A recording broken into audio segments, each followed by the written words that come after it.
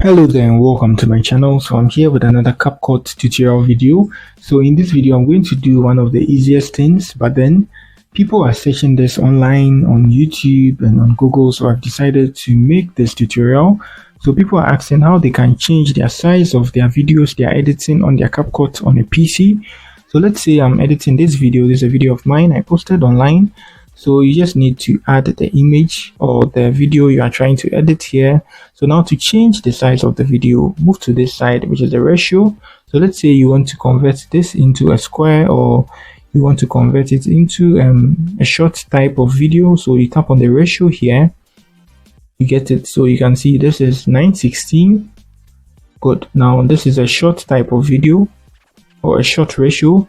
You can move it to this side, which is the 16:19, which is suitable for YouTube videos, and this for music videos, and then this, which is going to be a long one like this.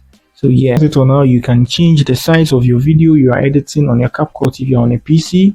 Very much simple and easy. If you guys have any question, kindly let me know in the comment section of this video. So that's it for the video. If you are new here, try to give me a like and also subscribe to my channel. Peace.